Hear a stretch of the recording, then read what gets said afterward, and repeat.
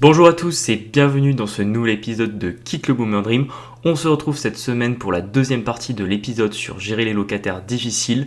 Je voulais spécifier la semaine dernière, c'était un épisode qui à la base n'était pas prévu pour être en deux parties, mais on s'est rendu compte qu'il était un peu long, donc on l'a splitté a posteriori et c'est pour ça que je vous enregistre maintenant cette petite intro. Pensez à vous abonner sur les différentes plateformes d'écoute, à nous laisser 5 étoiles vraiment, ça nous aide, je vous en remercie. N'hésitez pas également à vous abonner à notre compte Instagram ou notre compte TikTok. Exceptionnellement, on ne fait pas de petites anecdotes introductives sur des sujets d'actualité, on va directement rentrer dans le dur et de toute manière c'est un épisode avec beaucoup d'anecdotes. Je vous envoie tout de suite l'épisode et juste avant, jingle.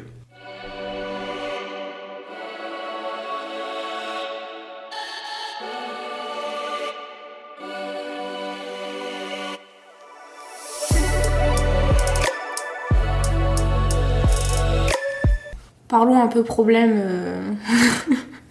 Les problèmes. Les problèmes. Ouais. Je pense que la question qui inquiète le plus de personnes quand on fait de l'immobilier, c'est qu'est-ce qu'on fait quand le locataire il veut pas payer son loyer.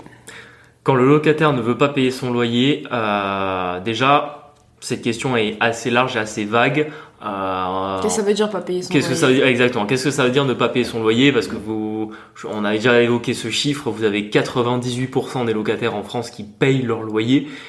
Et dans les 2% qui ne payent pas, on compte ceux qui ont des retards supérieurs à 2 mois. Sachant qu'un retard ne veut pas dire qu'il ne payera pas. Nous, on a déjà eu des gens qui avaient des retards assez importants qui ont fini par les rattraper.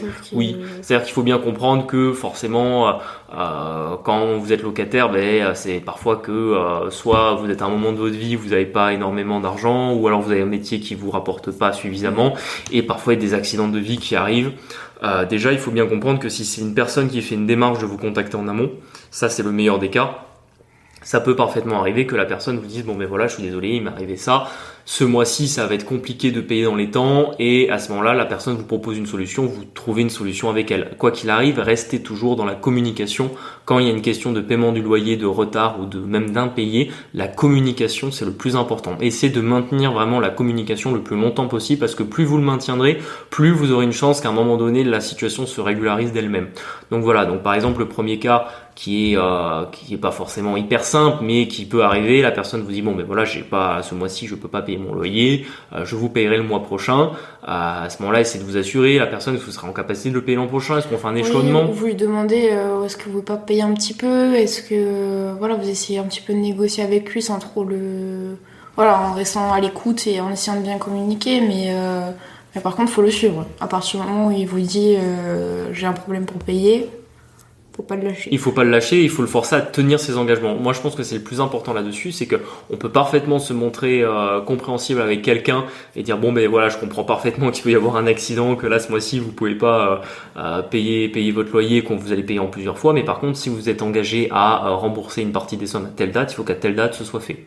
Et de bien le matérialiser, c'est-à-dire au moins à minima l'écrire sur un SMS, le mieux c'est de l'écrire sur un mail, et ce qui est parfait c'est de l'écrire sur un courrier. Après je vous cache pas que même nous on n'envoie pas des courriers toutes les semaines parce que ça prend du temps et que déjà rien que pour le fait de se déplacer à la poste, déjà rien que ça on essaye de l'éviter au maximum, mais voilà, essayez déjà de l'écrire au moins, que vous puissiez même sur l'aspect moral de dire à la personne écoutez, vous me l'aviez écrit, maintenant il faut que vous teniez votre engagement.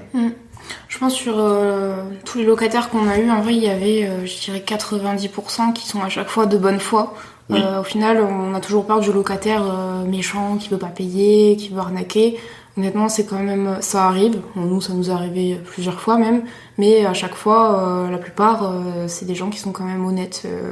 Et c'est beaucoup de psychologie humaine, j'ai l'impression. Ah oui, en fait, faites-leur ressentir qu'ils ont une dette et généralement ça roule quand même. Exactement, c'est là où c'est... je trouve ça dur. Ouais, c'est là où c'est un peu dur et que ça peut être un peu l'aspect chiant de la gestion des locataires, c'est que vous allez avoir tout l'aspect psychologique de relancer la personne. Parfois, vous allez devoir la relancer tous les jours, voire tous les 2 jours, un appel, un SMS, elle vous répond pas, il faut absolument que vous mainteniez la communication. Toi, t'as un locataire, je pense qu'il est parti quand ? Il y a 1 an maintenant ? Un peu plus d'1 an. Il avait des retards de paiement, il te devait... Il me devait 1 200 €. 1 200 €, t'as récupéré pour l'instant ? J'ai récupéré 700... non, pardon, je me suis trompé, il me devait pas 1200 euros, il me devait 900 euros et j'ai récupéré 700 euros. En vrai, j'ai quasiment tout récupéré. Enfin, moi, je veux dire, on parle de 200 balles. Bon, ça reste une somme, et je veux dire, c'est quand même négligeable en termes de pertes. Mais c'est vrai que il manque toujours les 200 derniers euros et je continue à le relancer parce que là, il devait me les avoir versés normalement le mois dernier. Ça fait pas partie de notre top locataire, lui. Ah non, lui, c'était vraiment pas notre top locataire. C'était un locataire qu'on avait hérité d'une acquisition parce qu'en fait, il était déjà dedans. C'est un monsieur qui alcoolique, qui ne fait pas les papiers, en plus qui avait en fait, il était handicapé, mais légèrement handicapé physique, et en fait, il essaie de faire un peu croire que c'est un handicap mental, mais bon, il me disait, je suis handicapé, oui, mais bon, si vous êtes handicapé, vous savez faire les papiers, quoi. Je veux dire, c'est pas une excuse. Et en fait, en plus, il s'est retrouvé avec des retards de loyer uniquement parce qu'il a pas fait les papiers pour la CAF, quoi. C'était même pas un accident de vie. Donc mais bon, bref, il avait fini par s'en aller. Et après, t'as quasiment réussi. Et j'ai quasiment réussi à tout récupérer. Donc, comme quoi, à partir du moment où vous faites bien comprendre à la personne qu'elle a une dette, et pourtant, je n'ai pas engagé d'huissier, je lui ai envoyé une fois un recommandé. Enfin bon, j'ai engagé aucun frais, voilà, j'ai juste pris un peu patience et surtout de maintenir le dialogue. J'ai été cordial avec lui, je l'ai jamais insulté, je l'ai jamais menacé. Des fois faut le secouer un peu, mais là aussi ne soyez jamais. Non, mais quand je parle de menace, je ne me menacer physiquement ou quoi. Je lui ai simplement dit, écoutez, quand on a une dette, il va falloir la rembourser. Soyez ferme en fait. Exactement, faut être ferme et faut expliquer aux gens qu'à un moment donné, quand on s'est engagé à quelque chose, il faut aller au bout. C'est ça. Son locataire du dessus aussi. Lui, c'était pas non plus dans notre top. Ouais, le locataire du dessus. Alors, vous devez nous dire, oula, ils ont eu des gros problèmes au même endroit. C'est notre seul bien, on galère un peu. Oui, c'est un des premiers investissements qu'on a fait. Très rentable. Assez rentable parce que oui, on était sur un 10-12% de rentabilité avec en plus à une époque où les taux étaient inférieurs à 1. Donc, on a un cash flow, c'est simple, quand on encaisse 2 euros sur le bien, il y a 1 euro de cash flow, donc vraiment il est très très rentable. Mais c'est 3 petits appartements et un petit garage en fait. Ouais, et en fait, on a eu des problèmes avec tous les locataires. En fait, on s'est rendu compte que l'ancien propriétaire était pas du tout regardant. Pourtant, il les gérait en direct, mais je pense qu'en fait, à chaque fois, il prenait les premiers qui arrivaient. Et vraiment, il a pris que des gens pas sérieux. Donc, je pense qu'il a pris les 2% de locataires où on a des problèmes. Et ça part, mais un exemple, tiens, on peut raconter une anecdote. Alors là, on n'est pas vraiment sur le paiement du loyer, mais on est sur le garage qui était plein d'affaires. Il y avait un garage. Peut-être qu'un jour on sortira les photos, mais un garage qui devait faire entre 15 et 20 mètres carrés, mais rempli. Donc il y avait 15-20 mètres carrés au sol, et au plafond vous deviez avoir 2 mètres 30. Donc vous imaginez, c'est quand même une certaine surface, et vous imaginez qu'on tenait à peine debout juste derrière la porte, tellement qu'il y avait des affaires, mais des trucs. Je ne sais pas ce qu'il aura pris. Il y avait des mètres cubes et des mètres cubes d'objets en tout des genre. Jouets, des vélos, et que des trucs cassés, des télés pétées. Oui, alors j'ai jamais su si c'était des gens qui avaient un syndrome de Diogène ou qui s'étaient mis en tête, qui récupéraient tout ce qu'ils pouvaient, qu'un jour ils arriveraient à le chiner ou à le revendre, enfin bon bref. Et juste peut-être qu'on sortira les photos sur Instagram si ça vous intéresse. On sortira les photos, ça pourrait être marrant. Et en fait, à un moment donné, je leur ai dit le garage était vraiment pas loué cher. Normalement, un garage comme ça louait 80 balles, et elle a eu le loué 40. À un moment, je leur ai dit, écoutez, vous avez le choix.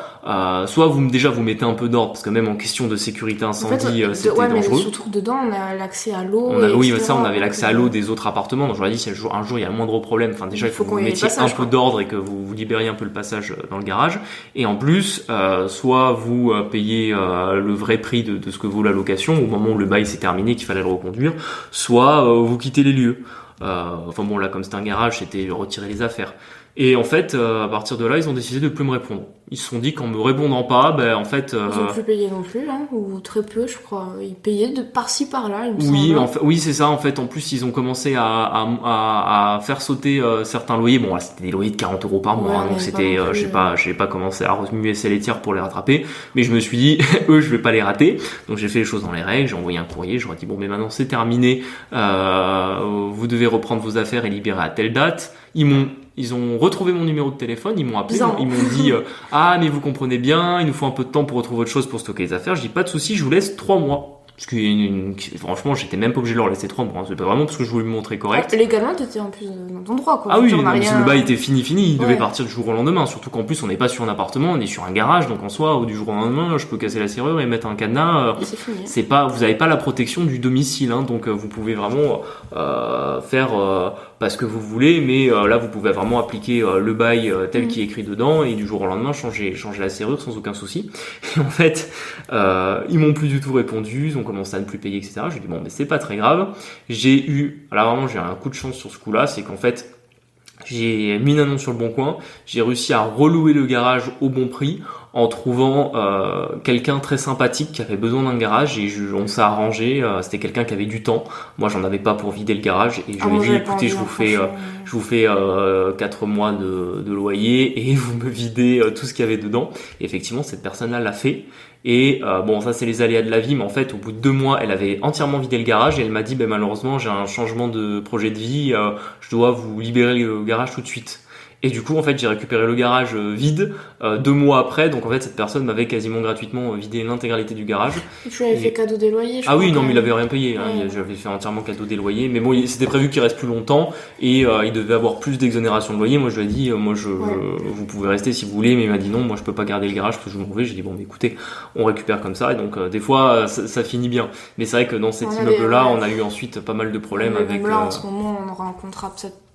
Avec la dernière personne, en fait, on a quasiment mais... réussi à faire partir tous ceux qui nous causaient des problèmes dans cet immeuble. Il reste une seule personne qui pourtant ne posait pas de problème au début, mais qui en pose aujourd'hui. Et on espère qu'à un moment ça va se régler et que cette personne va partir parce qu'en fait ça prend des proportions. Quand je vous parlais de la communication, là la communication est quasiment rompue. Elle est rompue, ouais.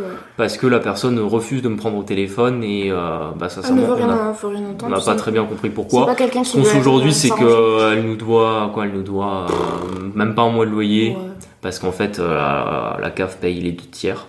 Donc elle ne doit même pas un mois de loyer, mais je sais pas, elle a décidé que le loyer était pas en accord avec l'appartement, alors que franchement des 3 apparts, c'est elle en plus on a les photos avant qu'elle rentre dedans, l'état des lieux où il y a marqué que tout est nickel, donc en fait si l'appartement est moins bien, c'est uniquement son fait. Donc bon bref, c'est pas, franchement c'est aujourd'hui même si c'est des problèmes à gérer, c'est pas vraiment gros par rapport à ce qu'on a à côté. Et c'est pour ça aussi que quand vous commencez à investir, essayez toujours de c'est qui tout double quand il y a des locataires. Oui, mais c'est qui tout double quand vous en avez pas beaucoup, quand vous commencez à avoir un parc un peu plus grand, des biens à différents endroits, vous mélangez des appartements et du commercial, des garages, en fait vous diluez vachement votre risque et si à un moment donné vous aurez forcément un problème avec quelqu'un, ça arrive toujours, rien que par les règles des probabilités. Si à un moment donné vous avez 100 locataires, selon les probabilités vous en aurez au moins 2 qui vous causeront de problème, forcément. Il va falloir le gérer, ça va être des ennuis, mais vous inquiétez pas. Honnêtement, moi c'est ce qu'on a vu, c'est que les histoires où un propriétaire se retrouve presque à la rue à cause d'un locataire qui ne paye pas, en général il y a 2 choix. Soit c'est une histoire qui a été totalement inventée, parfois on en voit même sur internet, ou c'est l'histoire que vous raconte votre oncle qu'il a eu par la tante Michu, et en fait ça va être téléphone arabe et vous savez même pas qu'est-ce qui est vrai de ce qui est faux à la fin de l'histoire. Et également l'autre cas, c'est toutes les émissions que vous avez à la télé où c'est des gens qui ont loué leur maison dans laquelle ils habitaient pour partir en vacances et que quand ils reviennent il y a des squatteurs. Donc ça effectivement les squatteurs c'est un risque, mais bon, renseignez-vous, il y a des moyens de pas passer. C'est ça, j'ai envie de vous dire, quand nous on aime bien faire la stratégie, parce que les squatteurs c'est souvent des maisons, nous on n'achète pas du tout de maison. Pourquoi une maison? Parce qu'en fait quand chacun, par exemple vous avez une maison sur un terrain de 1000 m², forcément si la maison elle est bien isolée des voisins, qu'il y a des murs, de la végétation, on le voit pas forcément qu'il y a des squatteurs qui rentrent dedans. Quand maintenant vous avez un petit immeuble avec 4, 5, 6 appartements, s'il y a quelqu'un qui commence à s'introduire dedans, vos autres locataires ils vont vous appeler, ils vont pas le laisser faire, ça n'arrive jamais parce que même eux vont être dérangés par les squatteurs. Donc en fait dans un parc locatif ça n'arrive pas, et en plus dans des locaux commerciaux encore moins, parce qu'en fait on peut pas vivre dedans, il y a pas de chambre, il y a pas de salle de bain, donc en fait vous risquez surtout d'avoir des squatteurs, c'est dans les maisons. Et dans tous les cas il y a peu d'endroits en France où je trouve que acquérir des maisons est rentable, à moins que vous les divisiez en appartements par exemple, mais une maison c'est rarement rentable parce qu'en fait c'est très grand, que vous payez le terrain, terrain et que à la location, malheureusement, vous y retrouvez jamais. En soi, une bonne rentabilité sur une maison, ça va être peut-être du 6 ou du 7%, alors que sur des appartements que vous achetez dans un immeuble, par exemple, vous arrivez à 12% facilement. Ça me permet de rebondir. Est-ce qu'on peut virer un locataire ? Virer un locataire, ça c'est la grande question aussi. Est-ce qu'on va glisser il ne paye pas, comment on fait pour le faire partir ? Alors, on tient la rampe. On tient la rampe pour l'instant. Vous avez les techniques légales qui sont de lui envoyer un commandement de payer par huissier avec résiliation du bail. Rien qu'à recommander tout court. Oui, généralement ça fait son effet. Il y a vraiment pas tant de cas où ça part au tribunal. Très souvent, le locataire va partir avant. Ouais, il se chie autant que vous. Exactement, parce qu'en plus les gens ont peur de la justice en France. En tout cas, souvent les gens honnêtes et en vrai, les locataires qui payent pas sont pas des délinquants au sens de la violence, du trafic, etc. C'est des cassos, en fait. Oui, voilà, c'est juste des gens qui à un moment donné vont avoir des problèmes pour payer ou qui vont avoir un accident de vie, devenir alcoolique, avoir des soucis de ménage, etc. Donc c'est plutôt ça qui crée l'environnement où vous allez avoir des problèmes. Et en général, ça va pas jusqu'au tribunal. La personne va décider de partir avant. Nous, on vous recommande quand même de toujours rester dans la légalité pour faire partir un locataire. Faites attention quand même à le trop jouer avec le feu. Si à un moment donné vous vous retrouvez avec une plainte contre vous, ça peut après vous créer vraiment des gros ennuis. Surtout que souvenez-vous toujours que vous êtes propriétaire, donc l'État peut vous prendre de l'argent et n'hésitera pas, si jamais ça doit partir au tribunal, à vous mettre des amendes et à essayer de vous spolier davantage qu'il ne le fait avec ses impôts. Donc c'est plutôt vraiment à ça qu'il faut faire attention. Après, des techniques pour faire partir un locataire moins légal, vous avez les trucs un peu classiques, couper l'eau, couper l'électricité. Après, faut que soit vous ayez le moyen de le faire, soit que vous vous y connaissiez. Sachez quand même que c'est illégal en soi, on n'a pas le droit de couper l'eau ou de couper l'électricité. Et là, on parlait d'un appartement. C'est quand même, je pense, le cas le plus compliqué parce que l'appartement bénéficie vraiment d'une protection pénale, c'est-à-dire du viol du domicile. Maintenant, si on parle d'un garage, d'une place de parking, là, franchement, vous pouvez vous faire plaisir. C'est uniquement du civil, c'est pas du pénal. Par exemple, vous avez quelqu'un qui a un garage qui ne vous paye pas. Franchement, vous allez vous changer la serrure du jour au lendemain et à l'américaine. Personne viendra vous reprocher quoi que ce soit. La personne, elle peut aller porter plainte. La police ne prendra pas la plainte parce que il n'y a pas de texte qui protège le garage. Un local professionnel ou commercial, c'est un peu différent. Là, pour le coup, on sera pas sur la protection du domicile, mais on sera sous la protection des baux commerciaux, où là aussi, vous pouvez pas faire n'importe quoi.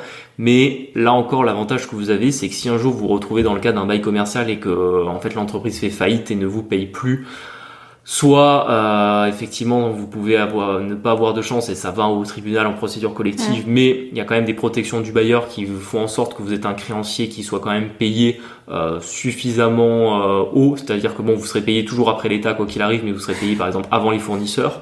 Donc vous avez quand même une certaine protection là-dessus. Et puis c'est surtout qu'à un moment donné vous avez un professionnel qui commence à moins bien vous payer.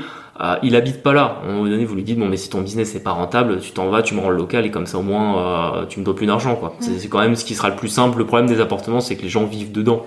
Maintenant, le local commercial, si il est pas rentable, la personne en théorie elle s'en va. Et pour ce qui est du squat, parce que je sais que ça peut faire peur, même si ce qu'on a dit, c'est effectivement, t'as raison, c'est les maisons qui sont squattées, les maisons secondaires, etc. Légalement, voilà, ils sont protégés par la loi actuellement là. Alors ça a changé quand même. Il y a déjà eu une loi qui est passée en juillet cette année, en juillet 2023, qui a été votée par le Sénat et par l'Assemblée nationale. Alors je ne sais plus si le décret est passé en application, mais là, les squatteurs sont de moins en moins protégés.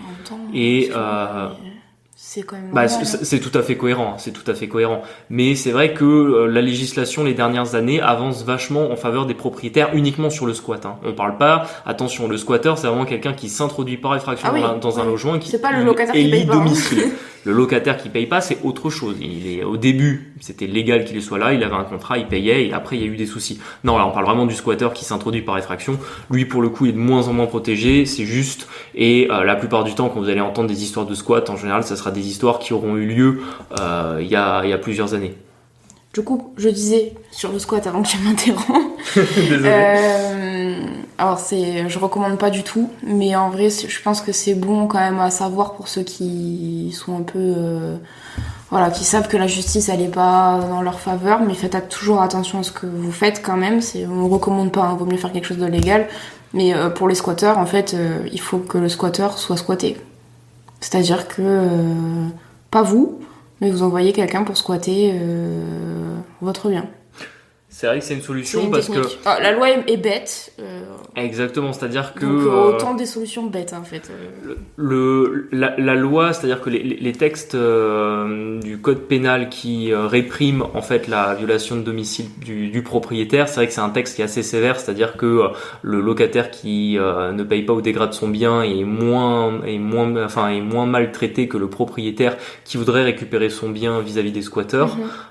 Mais effectivement, si maintenant ce n'est pas le propriétaire qui va squatter le bien, bah bizarrement le squatteur squatté, tout le monde est protégé par les mêmes lois, donc bizarrement on peut plus faire grand chose. Après, je dis ça, je dis rien. Voilà, ça reste de la théorie, vous en tirez les conclusions que vous souhaitez et faites quand même toujours attention aux risques derrière parce que bon, les gens qui font des squats, c'est des gens souvent qui sont toxicos, qui prennent des drogues, donc faites quand même attention à ce que vous faites. C'est déjà un peu déviant, faites attention quand même. Les investissements c'est important, mais la santé ça l'est encore plus. Donc voilà, mais bon, c'était une petite idée qu'on pouvait vous donner comme ça, si jamais un jour vous aviez le cas qui se posait, c'est toujours important de le savoir. Autre petit point rapide, le bail meublé, du coup, ça peut être une technique, par exemple, si tu veux si tu veux être sûr que tu peux mettre le locataire dehors plus rapidement. Tu vois ce que je veux dire ? Alors, oui, le bail meublé est quand même plus simple pour mettre fin au bail que le bail nu, ça c'est vrai, mais ça veut pas dire que la personne sera dehors plus facilement. Simplement, effectivement, dans un bail meublé, vous pouvez mettre une clause de résiliation qui se met en application plus facilement, c'est-à-dire que dès que la personne ne paye plus, au bout de 2 mois, vous pouvez lui envoyer un commandement de payer, vous n'avez même pas besoin de passer par l'huissier, vous pouvez l'envoyer vous-même, et au bout de 2 mois, si la personne ne vous a pas payé, le bail est rompu. Et également, l'avantage du bail meublé, c'est qu'en général, c'est des baux de 12 mois qui sont renouvelables, donc si au bout de quelques mois la personne ne paye plus, vous regardez quand est-ce que la prochaine reconduction du bail et vous ne lui reconduisez pas son bail, en théorie elle doit partir. Maintenant effectivement si elle veut rester dedans c'est un problème, mais en tout cas sur l'aspect légal effectivement le bail meublé est plus facile pour se séparer d'un locataire qui causerait des problèmes. Le bail nu, là en théorie on est sur des baux de 3 ans, voire parfois des baux de 6 ans quand le bailleur est une personne morale. Donc là par contre c'est plus compliqué parce que si vous avez des problèmes avec le locataire, vous devez attendre la fin du bail qui parfois peut arriver dans des années. Néanmoins si la personne ne paye pas, là oui vous pouvez mettre fin au bail, mais par contre vous devriez faire une procédure par huissier. Juste d'un point de vue gestion locative pure, toi tu réagis comment quand ils te demandent des travaux ou d'intervenir, même si parfois c'est pas à ta charge? Là par exemple ce qui me vient c'est la dame avec le compteur électrique qui était pas assez puissant sur le local commercial. Oui. Et ce qui me vient aussi c'est la dame avec les cafards. Elle a des cafards et pourtant tu vas faire intervenir une entreprise. Toi, tu juges ça comment en fait? Alors déjà, quand un locataire vous envoie comme ça une demande, avant de commencer à remuer ciel et terre, vous demandez bêtement, envoyez-moi des photos, des vidéos, précisez-moi quel est le souci, parce que des fois on va vous décrire un problème, en fait c'est complètement à côté. Moi je me souviens qu'une fois, on me dit oui, il y a de l'eau qui coule dans la salle de bain. Je dis, ah oui, mais bon. C'est-à-dire, vous m'en disiez un peu plus. Ça coule d'où? Quelle arrivée d'eau? Est-ce que c'est grave? C'est un dégât des eaux? Qu'est-ce que c'est exactement? Et en fait, quand on envoie les vidéos, vous lui dites, en fait, c'est simplement le joint de la salle de bain qui est pas refait. C'est à la charge du locataire de refaire les joints de la salle de bain. Et s'il y a un dégât des eaux, c'est déclaré à l'assureur, à l'assurance du locataire. Donc là, il n'y a pas besoin de prévenir le propriétaire et c'est pas à vous de faire quoi que ce soit. Maintenant, par exemple, il y a le cas où ça m'est arrivé aussi dans l'année sur un bail meublé, il y avait le frigo qui était assez ancien qui est tombé en panne, qui ne fonctionnait plus. Le locataire me l'a dit. Bon, mais très bien, j'ai commandé un nouveau frigo qui a été livré directement chez le locataire. J'ai même pas eu besoin de me déplacer et le locataire était content parce qu'il avait un frigo neuf et ça n'a pas été un gros problème à gérer. C'est simplement d'être logique et juste avec votre locataire. Le frigo est cassé, c'est un bail meublé, la personne elle loue justement pour avoir des meubles dedans dont un frigo, il faut que vous le remplaciez, ça il n'y a pas le choix mais bon vous reprenez un frigo équivalent et ça il n'y a pas de souci là-dessus. Ensuite, par exemple, effectivement, tu as cité le cas des cafards, ça peut arriver. Les cafards, c'est des nuisibles qui arrivent dans les biens immobiliers quand c'est sale, insalubre ou qu'il y a de la nourriture qui traîne. Ça arrive notamment soit quand vous avez un immeuble qui est sale, où il y a de l'humidité, qui est mal entretenu, où il y a des ordures. En fait, les cafards, ils vont se nourrir principalement d'ordures et de moisissures. Donc, c'est ça qui va les attirer dans un logement. Nous, ce qu'on savait, c'est que quand on a mis en place cette locataire-là, le bien était nickel, il n'y avait pas de cafards dedans et c'était propre. Maintenant, elle me dit qu'elle a des cafards, mais longtemps après qu'elle soit rentrée dedans. Elle m'a dit qu'il y avait des cafards 2 ans après qu'elle était rentrée dans le local. Donc c'est sûr que s'il y avait des cafards, c'était de sa faute à elle, parce qu'en plus, il n'y en avait dans aucun autre appartement de l'immeuble. La vérité, c'est qu'on s'est déplacé quand même pour voir de quoi elle nous parlait. Et en fait, on s'est rendu compte que dans la cage d'escalier, il y avait des pépitos par terre. Il y avait du pain. Il y avait du pain, il y avait des chaussures. Mais quand on dit la cage d'escalier, elle est au dernier étage, donc en plus, c'était la partie pour monter chez elle. Donc ça pouvait même pas être les autres qui l'avaient mis là. Il y avait des chaussures humides, qui étaient abandonnées. Pas bon, il y avait des détritus. Donc voilà, c'était le fait qu'elle n'ait pas une hygiène qui était suffisamment propre, qui ont fait qu'il y a des cafards dans l'immeuble. Ça, c'est à la charge du locataire. Néanmoins, c'est vrai que là, pour le coup, c'est assez grave. On veut surtout pas qu'en plus il y ait des cafards chez les autres locataires qui eux n'ont rien demandé. Du coup, nous, on fait intervenir dans ce cas-là une entreprise à nos frais. Bon, ça coûte pas très cher non plus. C'est juste un peu chiant parce que c'est encore un truc à organiser. Mais c'est vrai que là, dans ce cas-là, on le fait. Maintenant, vous avez aussi le cas où on parlait des travaux. C'est aussi pour ça que j'aime beaucoup les baux commerciaux. C'est que là, pour le coup, c'est le preneur qui doit s'occuper des travaux et qui doit tout prendre à sa charge. Donc là aussi, par exemple, on a eu le cas il y a encore pas très longtemps où on a un nouveau preneur qui a pris un local commercial pour faire une rôtisserie et il y a un problème de puissance sur le compteur. Et, vous l'aviez pas vu tous les deux en plus. Oui, bon moi pour le coup j'étais pas électricien, c'est que je m'étais pas posé la question de savoir la puissance électrique qu'il allait avoir nécessaire pour ouvrir sa rôtisserie. Ça c'était plus au preneur à regarder. Il se trouve que c'est un certain coût de remplacer le compteur. Donc là on passait en gros d'un compteur monophasé en 9 kW, on passe à 36 kW en triphasé. Donc on passe vraiment sur un gros compteur professionnel. Là pour le coup c'est le preneur qui s'en occupe, c'est à sa charge, ça fait partie des choses que les locataires doivent gérer. La seule fleur qu'on a fait, c'est qu'on a fait un geste sur le loyer parce que c'est vrai qu'ils ont dû décaler leur ouverture et que nous c'est pas dans notre intérêt que des nouveaux preneurs d'un bail commercial se retrouvent tout de suite le couteau sous la gorge et fassent faillite dans quelques mois. Donc nous pour le coup on a juste fait un geste sur le loyer, surtout qu'on va le récupérer finalement parce que ils vont faire des travaux sur l'électricité du local, ils vont refaire l'électricité et en plus on va se retrouver avec un compteur plus puissant, donc potentiellement c'est vrai que nous on le retrouvera soit à la revente, soit à la relocation du local un jour. Donc c'était logique que nous aussi on fasse un geste là-dessus, même si légalement ça nous concernait pas. Tu te rappelles aussi la fois, ça rejoint une autre question, c'est quand les locataires ils s'entendent pas entre eux dans un même immeuble, mais tu te rappelles une fois qu'ils avaient pété la porte d'entrée en oui. Ça on en rigole. En vrai, coup, moi, c'est le genre d'anecdote où même quand ça nous est arrivé, on a rigolé parce que non, je rigolais pas quand même. Toi, tu rigolais pas, mais moi je rigolais parce qu'en fait, la porte d'entrée de l'immeuble avait été cassée parce qu'il y avait eu une embrouille entre deux locataires. Mais en plus, quelque chose de pas grave. Ils ont jamais venu aux mains ni rien, mais je sais pas, il y avait une histoire de porte et ils ont cassé la porte en pleine nuit. Moi, je dois vous avouer que je suis propriétaire, je suis ni assistante sociale, je suis pas CPE, je travaille pas à la garderie, ça ne me concernait pas. Tout ce que je sais, c'est que on a fait marcher leur assurance, on a réparé la porte, quoi. C'est ça. Donc en plus, bon, ça encore. Faut essayer de savoir le pourquoi du comment à chaque fois. Oui, bon, vous faites un effort, mais bon, moi, je dois vous avouer que les gens sont grands, ils sont adultes, ils sont responsables. Déjà, il n'y a pas de raison qu'ils s'embrouillent entre voisins, et encore une fois. Moi je suis propriétaire, je suis pas censé être responsable de l'un ou de l'autre et s'ils ont des problèmes à voir ou qu'il y a des histoires de tapage nocturne, c'est la police qui est responsable et pas moi, quoi. Incroyable. Ouais, ça c'était une anecdote marrante. C'est là, c'est également pour vous... en fait, je me suis dit, non mais t'as eu raison et c'est là aussi pour vous montrer que il va y avoir des cas où vous allez avoir des problèmes. Alors des fois on peut avoir tendance à se surestimer un problème en disant c'est super grave. Des fois vous avez des trucs qui sont pas graves, c'est juste un peu chiant sur le coup et après vous y rigolez. Par exemple dans ce cas-là, dedans, ça nous a rien coûté, donc d'un point de vue de l'investisseur, ça vient pas pénaliser notre rentabilité. Bon... C'était pas très gênant à gérer, j'ai juste dû faire venir un artisan réparer la porte, l'assurance, et après on en rigole, quoi. Ouais. Parce qu'il faut le faire quand même. Vous imaginez casser une porte. Je sais pas comment ils ont fait. Je sais pas. Ils ont dû la défoncer, mais pourquoi? Ils ont pété la marche en bas en plus en passant avec la porte. Ouais, oui, mais c'est parce qu'ils ont trop. Non, oui, ils avaient abîmé une marche en plus, ils avaient trop forcé la porte. Enfin, bon, bref, n'importe quoi. Des sauvages. Ouais, exactement, des sauvages. Et on précise parce que vous allez vous dire, et putain, il leur arrive quand même beaucoup de problèmes. Tout ça, c'est toujours dans le même immeuble dont on vous parle, qu'on a eu depuis le début. Alors que c'est marrant, sur nos autres investissements, on n'a jamais aucun problème. Ou alors c'est des problèmes par exemple sur un immeuble, donc là c'est un immeuble de bureau avec des parties communes et notamment il y a des WC dans les parties communes et on a eu un WC bouché. Ouais. C'est peut-être le plus gros problème qu'on ait eu en un an. Bon, un WC bouché, j'ai envie de vous dire, c'est pas très grave, on fait intervenir, on fait un plombier et c'est réglé quoi. Non mais c'est vrai qu'on n'a pas, enfin je veux dire on a l'air de sortir que le pire, mais en vrai je pense que 80%.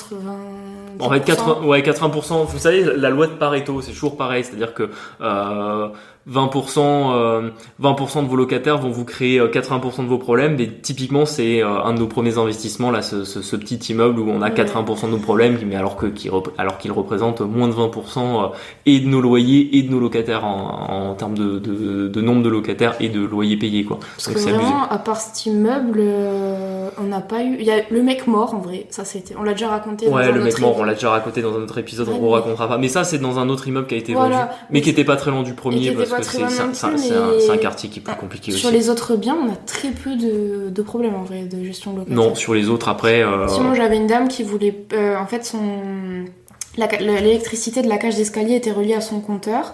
Je lui avais dit en plus au moment de l'état des lieux et en fait, elle est défrayée pour ça. C'est-à-dire qu'au moment où on fait un point sur ses charges, je lui provisionne. En fait, je prends sur les autres locataires pour lui donner à elle cette partie des communs.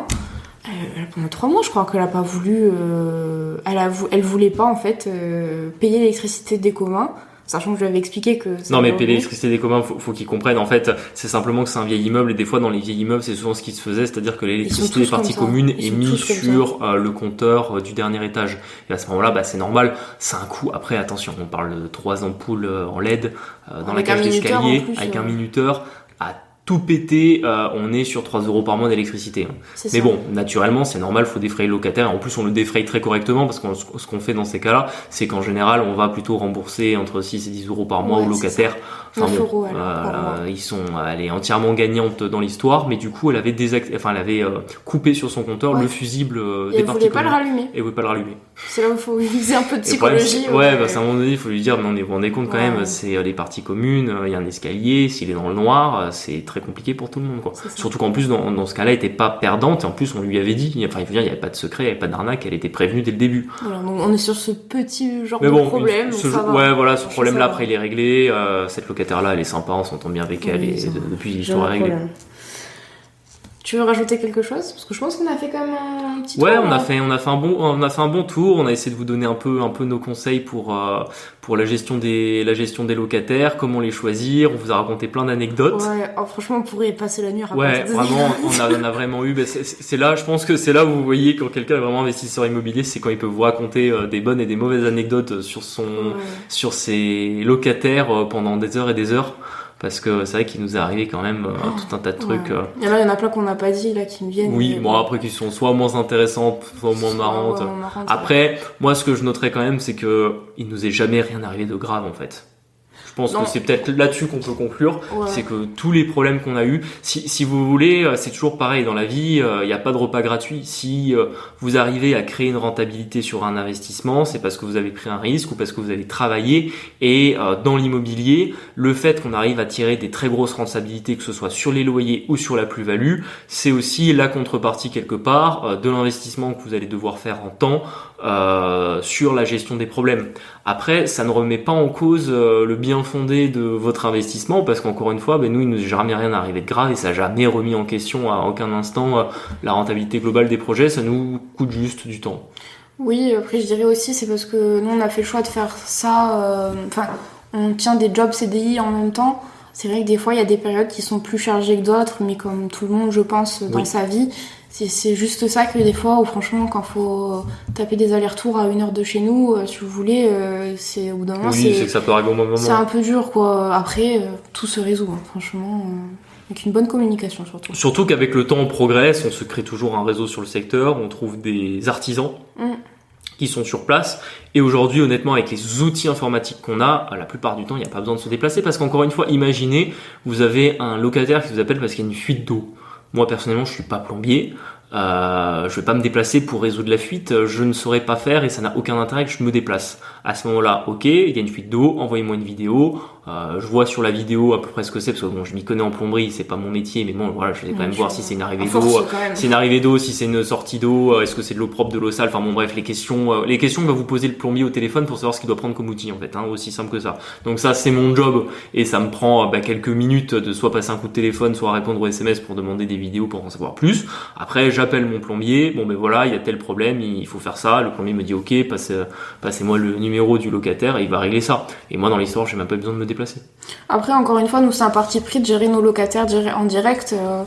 Vous pouvez tout à fait, si vous trouvez une bonne agence, vous en remettre à l'agence et tout ça, vous le sentirez pas passer. C'est juste un choix à faire en fait. Notamment, on a un prochain investissement qui arrivera dans une ville qui est un peu plus loin de là où on habite. C'est à 5 heures de chez nous.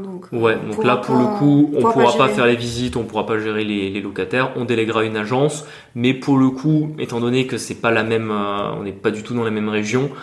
Bizarrement là-bas les gens ont l'air beaucoup plus professionnels et on a déjà trouvé une agence avec qui pour le coup je serais prêt à leur on touche du bois quand même. On touche du bois et puis bon il y a d'autres agences dans la ville donc là on se dira qu'on arrivera à trouver quelqu'un pour faire cette partie-là et de toute façon c'est aussi une réalité, c'est qu'à un moment donné quand vous êtes investisseur immobilier si vous voulez continuer à avancer vous êtes obligé de déléguer. Quand on commence à dépasser les 15-20 lots, à partir de là, il faut absolument que vous commenciez à déléguer. On peut pas aller au-delà, ou alors ça devient un job à temps plein. Et je pense que investir dans l'immobilier, c'est pas par l'idée de se remplacer son job actuel par un autre job pas tout aussi peu marrant qui est régler les problèmes toute la journée que vous avez sur votre parc. Donc c'est là aussi où à un moment donné il faut décider de déléguer, même si je suis le premier à mal parler des agences qui s'occupent de ça parce que je trouve qu'ils sont pas au niveau en termes de qualité pour le client. Très bien. On est sur une note de fin. C'est ça. Bon, écoutez, je vous remercie de nous avoir écoutés jusqu'ici. N'oubliez pas de vous abonner à nos réseaux sociaux, Instagram, TikTok, LinkedIn, à nous laisser 5 étoiles si c'est pas déjà fait. Je vous souhaite une excellente journée. Je vous dis à bientôt. Ciao.